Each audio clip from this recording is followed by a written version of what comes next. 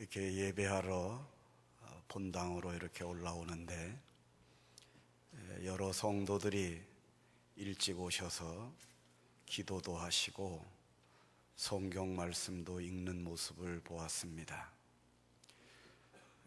이렇게 우리가 기도할 때에 예수를 만나고 또 성경을 깊이 읽을 때에 거기에서 생명을 만나게 됩니다. 그러므로 여러분들이 교회에 오셔서 예배하시기 전에 기도하고 성경을 읽는 일은 너무나 중요합니다. 우리가 성경을 왜 읽는 줄 아십니까? 예수님 만나려고 읽는 겁니다. 위로받으려고 읽는 거 아니에요. 부자 되려고 읽는 거 아닙니다. 허전한 마음 달래려고 읽는 거 아닙니다. 구약 성경을 읽으면 이 세상에 오실 예수님을 만나게 되고요, 신약 성경을 읽으면 이 세상에 오신 예수님을 만나게 되는 겁니다. 그러므로 요한계시록에서 예수님을 만난다면 여러분은 창세기에서도 예수님을 만나야 합니다. 그래서 오늘 본문이 창세기인데 오늘 우리는 이 창세기의 말씀을 통하여 예수 그리스도를 만나게 되는 것입니다. 이러한 말씀의 축복이 오늘 여러분들의 심령에 넘치게 되기를 축원드립니다. 여러분, 오늘 본문은 여러분이 잘 아시는 대로 하나님께서 이스라엘 백성들을 구원하시기 위하여 요셉을 먼저 애굽에 보내시고 굶어 죽어가는 야곱과 그의 아들들을 가나안 땅에서 애굽으로 불러들여 그의 약속된 자손들을 이 세상에서 번성케 하시기 위한 그 장면입니다. 그래서 여러분, 요셉은 지금 이제 애굽의 국무총리가 되어 있고 이제 야곱은 흉년이 들어서 그 아들들을 이제 애굽의 식량을 얻으러 보낸 장면입니다. 그래서 이 형들이 식량을 구걸하러 애굽으로 갔습니다. 애굽으로 갔는데 요셉이 국무총리 자리에서 내려다보니까 자기 형들이에요. 그러나 어떤 형들입니까? 옛날에 자기를 팔아버렸던 형들, 죽이려고 했던 형들입니다. 그런데 형들은 요셉을 알아보지 못하나 요셉은 국무총리의 자리에서 내려다보니까 그 불쌍한 형들이 구걸하러 오랜 세월 만에 자기를 찾아와 만나게 된 것입니다. 바로 그 장면에서 요셉은 그 형들에게 보고 싶었던 감정을 억누르고 그들에게 이제 식량을 줍니다. 먹을 것도 주고 돈도 줍니다.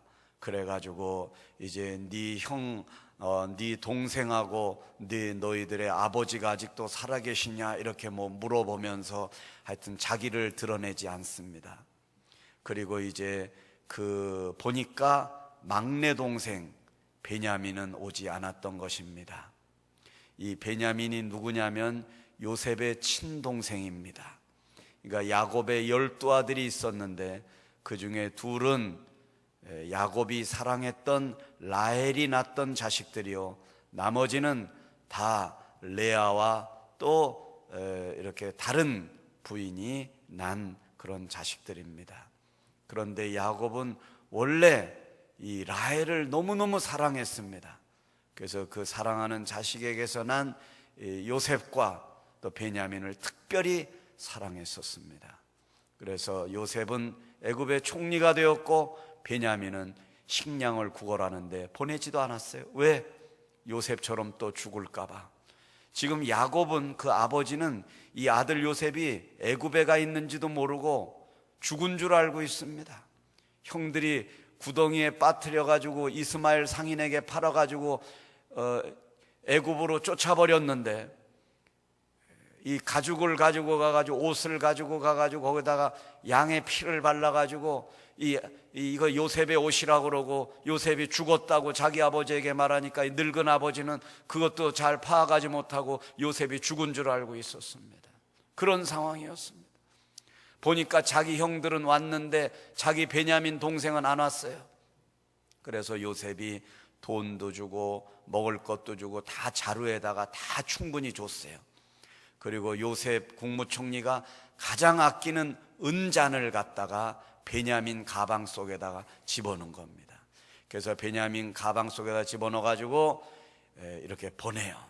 그런 다음에 자기 신하들을 시켜가지고 뒤를 밟게 합니다. 그래서 멈추게 한 다음에 니네들이 은혜를 원수로 갚느냐? 너희들에게 먹을 것도 주었고 돈도 주었건만 어떻게 우리 국무총리께서 가장 아끼는 은잔을 도둑질해 갈 수 있느냐? 그럴 때 이 형제들이 당황해가지고 이제 말을 하는 장면이 바로 오늘 장면입니다. 여기부터입니다. 오랫동안 기다리셨습니다. 이제 여기부터 스토리가 시작됩니다. 여러분, 먼저 오늘 이 본문을 이해하기 전에 창세기 35장 23절과 24절을 읽어야 되겠습니다. 창세기 35장 23절입니다. 레아의 아들들은 야곱의 장자 루벤과 그 다음 시므온과 레위와 유다와 이사갈과 스불론이요. 우리 24절을 다 같이 한번 읽어봅시다. 라헬의 아들들은 요셉과 베냐민이며. 자, 요셉의 친형제는 베냐민이에요. 그리고 23절에 보니까 야곱의 장자부터 넷째 아들까지 누가 낳았어요? 레아가 낳습니다. 자, 장자가 누굽니까? 루벤. 두 번째 형이 누구예요? 시므온. 세 번째 형이 누구예요? 레위. 네 번째가 누굽니까? 유다입니다. 여러분, 여기 보세요. 그렇다면 이렇게 요셉의 신하들이 와가지고 다구치면 누가 앞장서야 됩니까? 루벤이 앞장서야 됩니다. 형이 앞장서야 돼요. 만약에 형이 건강이 안 좋으면 시므온이 앞장서야 돼요. 시므온도 어떻게 무슨 일이 있으면 세 번째 형 레위가 앞장서야 됩니다. 그런데 오늘 본문의 시작은 그렇게 시작하지 않습니다. 44장 14절. 유다와 그의 형제들이 요셉에 이르렀다. 여러분, 형들 다 어디 갔어요? 형들 어디 가 있는 게 아니에요. 지금 유다 뒤에 숨어서 형들이 요셉을 따르는 게 아니라 유다를 따라서 요셉의 앞에까지 끌려가고 있는 거예요.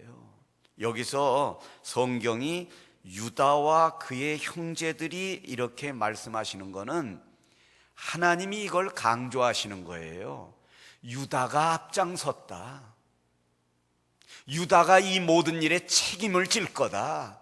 이걸 보여주는 장면입니다. 44장 16절을 보세요. 유다가 말하되, 요셉 앞에 갔어요. 너희가 어찌하여 이런 일을 행하였느냐? 나 같은 사람이 점을 잘 치는 줄을 너희가 알지 못하였느냐? 그 은잔을 가지고 아마 애굽의 풍습으로 무슨 점을 치는 아주 소중한 거였나 봅니다. 어떻게 니네가 이걸 가져갈 수 있느냐? 그러면 형이 앞장서서 루벤이 우리가 무슨 말을 죽게 하오리까 뭐 이래야 되잖아요. 근데 여기 뭐라고 나와 있어요? 유다가 말하되. 유다가 말하되. 이거 이해하시겠습니까? 44장 18절을 보시기 바랍니다. 유다가 그에게 가까이 가서, 그 앞에 보니까 17절에 요셉이 이르되 내가 결코 그리하리 아니하리라. 뭐라고 유다가 그 전에 얘기했냐면, 여기서 이거 발견된 사람 다 죽이고 우리는 다 주의 종의 노예가 되겠나이다. 그렇게 할 것 없다. 너희들 그렇게 할 거 없다. 가방을 뒤져가지고 여기서 은잔이 발견된 사람만 여기 남는다. 그러니까 요셉의 작전이었죠. 자기 동생 베냐민을 자기 옆에 두고 싶어서. 그럴 때 뭐라고 그랬어요? 유다가 그에게 가까이 가까이 가서. 설명합니다. 안 됩니다. 여기서부터 본문 마지막 절까지 이제 유다가 말하는 거예요. 안 돼요. 우리 아버지가 여러 아들이 있었는데 그 중에 열은 그건 아무것도 아니고 우리 어머니 중에 라헬이라는 어머니가 낳는데 이 요셉과 이 베냐민인데, 이 요셉이 죽어가지고 우리 아버지가 지금 뭐 엉망이라고. 그런데 이제 베냐민마저 만약에 여기다가 두고 간다면 우리 아버지는 죽어버릴 거라고. 다른 사람들을 여기다 두게 할지언정 이 베냐민만은 안 된다고. 우리 아버지가 너무나 사랑하고 너무나 아끼는 아들이라고. 안 됩니다, 안 됩니다. 유다가 뭐라 그러는지 아십니까? 내가 여기 남겠다고 그랬어요. 나를 죽이라고 그랬어요. 내가 여기 끝까지 있겠다고 그랬어요. 바로 이 장면을 볼 때 여러분은 유다가 생각나면 안 되고 예수가 생각나야 되는 줄 믿습니다. 예수님이 그러셨어요. 내가 대신 죽기를 원하나이다. 아버지여, 내 잔을 내게서 가져가시옵소서. 할 수만 있으면 이 잔을 가져가시옵소서. 그러나 내 원대로 마옵시고 아버지의 원대로 되기를 원하나이다. 수고하고 무거운 짐 잔다라, 다 내게로 오라. 내가 너희를 쉬게 하리라. 내가 너를 위하여 십자가에 죽으리니 내가 내 영혼을 영원히 살리리로다. 나는 부활이요 생명이니 나로 말미암지 않고는 아버지께로 올 자가 없느니라. 주님이 말씀하시는 이 장면은 당신이 우리를 대신하여 십자가에 죽겠다고 말씀하시는 것이 창세기부터 계시록까지 계속 하시는 말씀이, 내가 너를 사랑한다, 내가 너를 구원하러 왔다, 내가 너를 죽으러 왔다, 내가 너를 대신하여 십자가에 죽으리라, 내가 내 영혼을 구원하리라, 내가 너희를 살려주리라, 내가 너를 대속하리라 하시는 사랑의 음성을 들으라, 이겁니다. 이 음성이 저와 여러분 귀에 들려지기를 바랍니다. 여러분, 창세기 44장 27절과 29절에 보면 이런 말씀이 있습니다. 유다가 하는 말입니다. 주의 종 우리 아버지가 우리에게 이르되 너희도 알거니와 내 아내가 내게 두 아들을 낳았으나. 여러분, 이거 자식에게 할 말입니까? 야곱이 한 말이에요. 내가 12아들이 있지만 내 아내가 난 두 아들이 니네들에게 있다. 그럼 니네들은 뭐라는 말입니까? 첩의 자식들이라는 말이죠. 종의 자식들이란 말이죠. 내 아내에게서 난 자식은 요셉과 베냐민 뿐이다. 니네는 그냥 양자같이 내 옆에 있는 자식들이다. 그러니까 그 사랑 족한 줄 알고 살아라. 원래는 내가 라헬하고 결혼하려고 그랬는데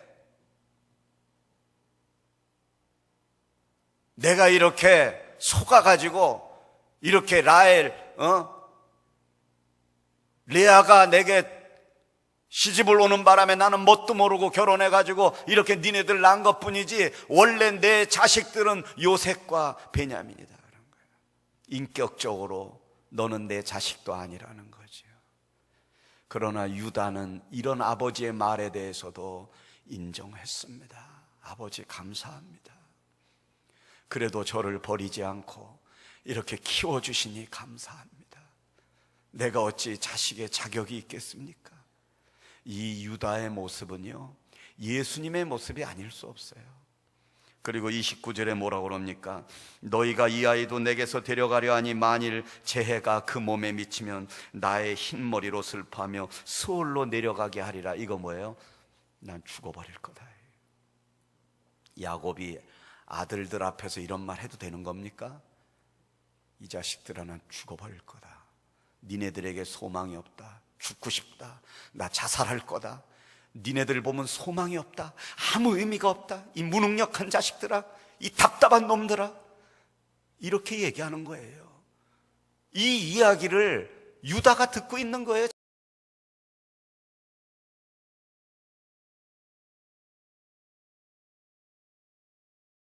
욕심이 있다 이거예요.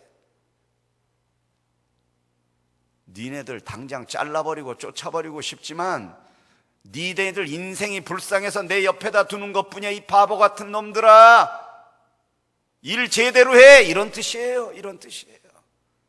니네가 나에게 도움이 된 게 뭐냐? 맨날 속이나 썩이고 일이나 저지르고 더러운 죄나 짓고, 이렇게 하는 말씀 앞에 유다가 뭐라고 그러는 거 알아요?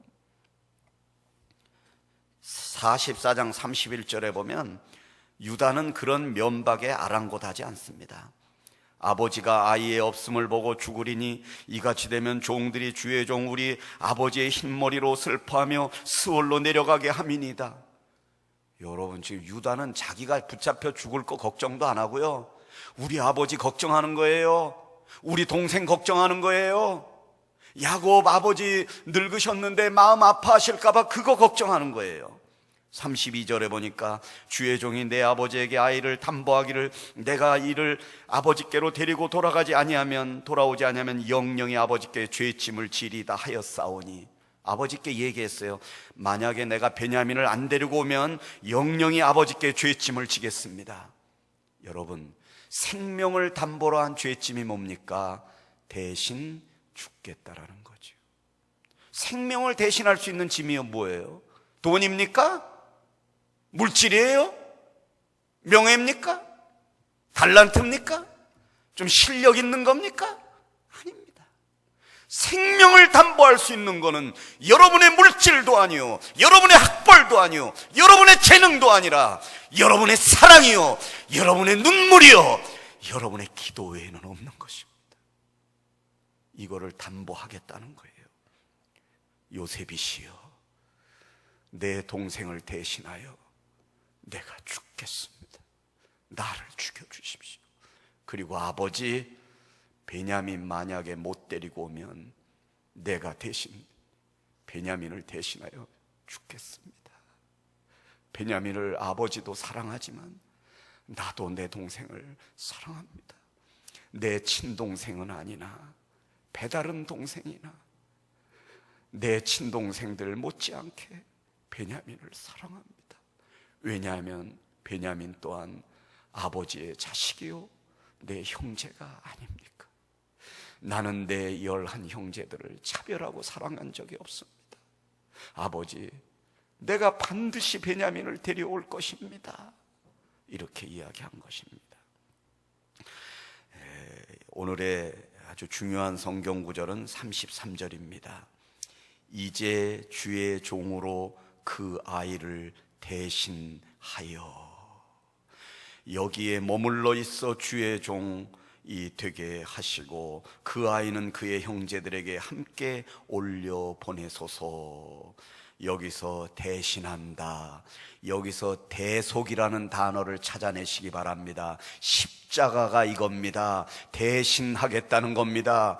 대신 책임지겠다는 겁니다. 대신 배고프겠다는 겁니다. 대신 고생하겠다는 겁니다. 대신 희생하겠다는 것입니다. 대신 누명을 쓰겠다는 것입니다. 이것이 십자가의 사랑이요, 이것이 예수의 사랑으로 우리가 여기에 와 있는 것입니다. 우리가 잘나서 설교하는 거 아닙니다. 잘나서 여기 와서 예배하는 거 아닙니다. 잘나서 목사가 된 것이 아니라 대속의 은혜로 우리가 여기에 와 있는 것을 아시기를 바랍니다. 하나님이 살려줘야 살고 하나님이 도와주셔야 내가 여기에 있을 수 있습니다. 말로만이 아니라 생명 되신 예수가 내 속에 들어와야 내가 생명이 되지 않겠습니까? 오늘도 그 생명 되신 예수께서 여러분의 삶을 붙잡아 주시기를 축원드립니다. 37장 26절입니다. 이 26절과 27절은 옛날에 요셉이 붙들려 갈 때 유다가 또 한 말입니다. 지금 애굽 총리에게 하는 말이죠. 유다가 자기 형제에게 이르되 우리가 우리 동생을 죽이고 그의 피를 덮어둔들 무엇이 유익할까? 자, 그를 이스마엘 사람들에게 팔고 그에게 우리 손을 대지 말자. 그는 우리의 동생이요 우리의 혈육이니라 하며 그의 형제들이 청종하였더라. 이거 옛날에 요셉이 팔려갈 때 유다가 한 말이에요. 그러니 애굽의 총리가 되었지만은 옛날에 유다가 자기에게 해준 이야기를 알고 있는 거죠. 이거 무슨 뜻인지 이해하시겠어요? 요셉이 이렇게 유다를 보니까 옛날에 나한테도 그렇게 잘해줬는데 지금 보니까 베냐민에게도 이렇게 잘해주시는구나. 이 유다의 한마디 한마디에 요셉이 무너지고 있는 겁니다. 하나님의 말씀에 요셉의 마음이 점점 무너지기 시작한 거예요. 여러분, 나중에 창세기 45장 1절 2절에 가보면 여기에서 요셉이 완전히 무너져 버려가지고 요셉이 그 정을 억제하지 못하여 신하들을 밖으로 나가게 하고 대성통곡하고 방성대곡해서 애굽의 신하들과 애굽 사람들에게 다 들릴 정도가 됐다고 그랬습니다.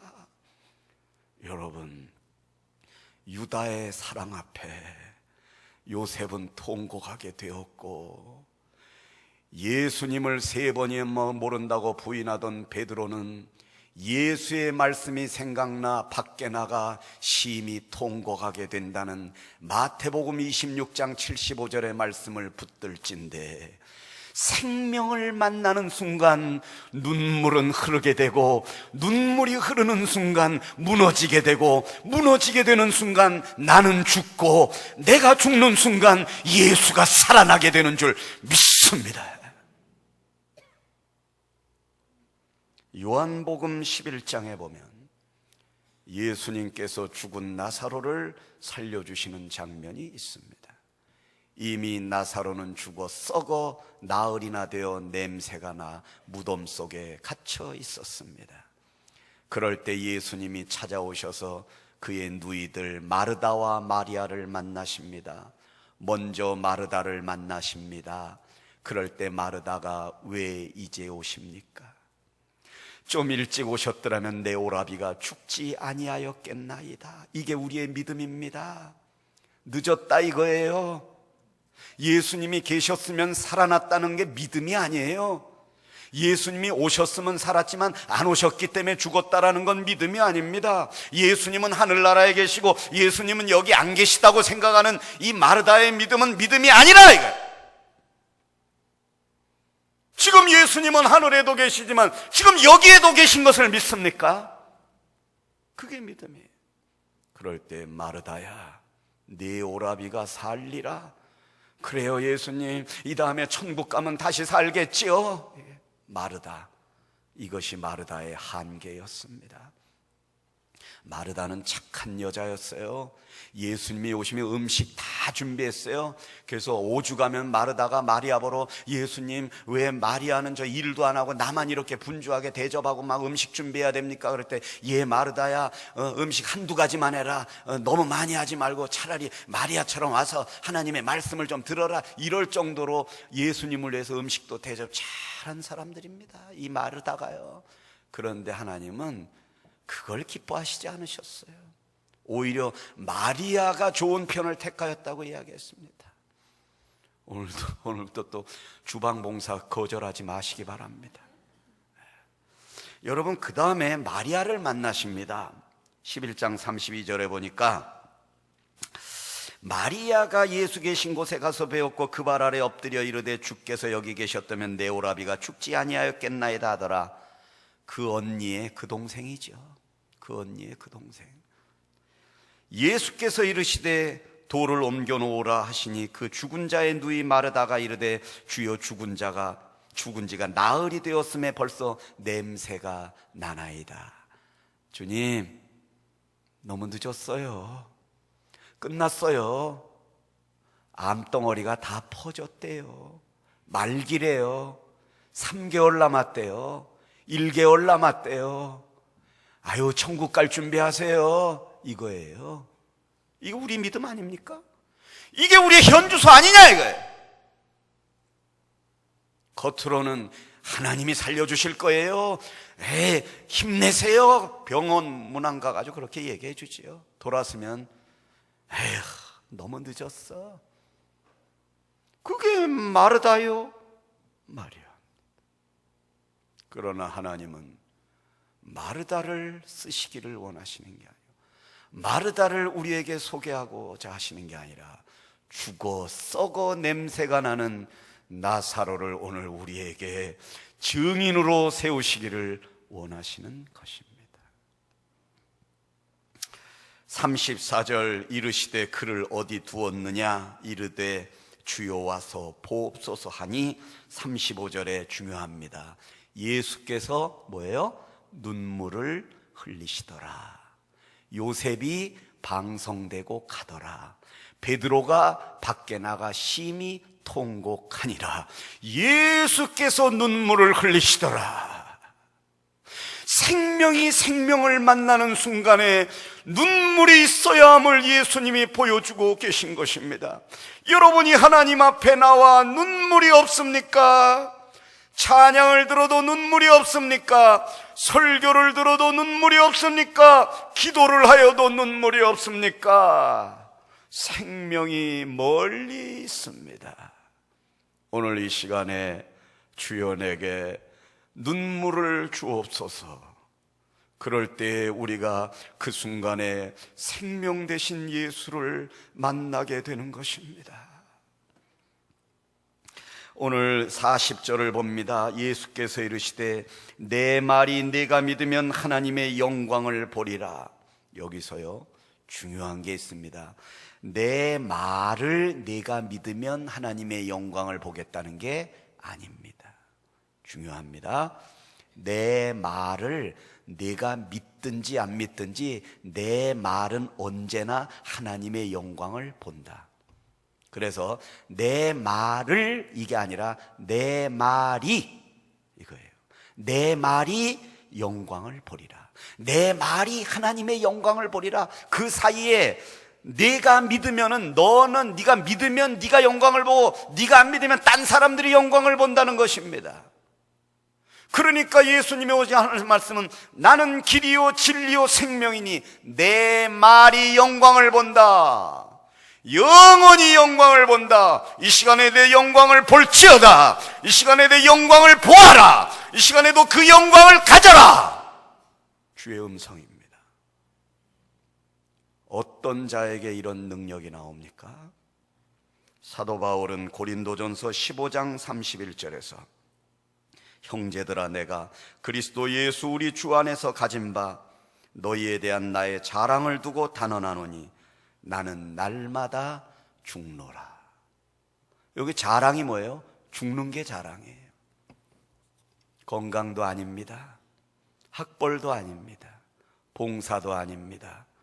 사도 바울의 자랑은 오직 예수, 그 예수 안에서 자기를 죽이는 일을 자랑으로 알았습니다. 그러므로 오늘 이 시간 왜 불안하지 않습니까? 왜 우리 마음에 염려가 없습니까? 겉으로는 행복한 것 같지만 속으로 많이 슬프지 않습니까?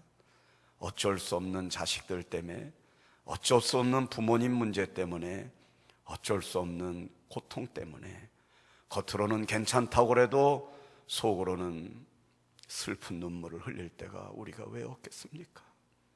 그러나 우리가 걱정한다고 될 일도 아니요, 물이 변하여 포도주가 되는 것은 물을 갖다가 부어주라고 하시는 주의 말씀 앞에 우리는 항아리를 들고 일어서는 것밖에 할 일이 없지 않습니까? 그 물을 포도주로 바꾸시는 이는 예수밖에 없습니다. 우리가 아무런 노력을 해도 우리가 얻을 수 있는 것은 아무것도 없습니다. 우리가 원하는 것은 포도주도 아니요, 우리가 원하는 것은 그 어떤 것도 아닙니다. 우리가 원하는 것은 물을 포도주로 만드신 그 사랑이 나에게 임하시는 그 예수를 배웠고 싶은 마음뿐입니다. 우리의 영혼을 만드시고 우리를 영생에 데려가실 만왕의 왕 예수께서 이 시간에 우리의 중심 가운데 오셔서 예수님을 생각나게 하는 증인으로 우리를 세우기를 원하시는 예수 앞에 주여 내가 여기 있나이다, 나를 받아주시옵소서. 할렐루야! 기도하겠습니다.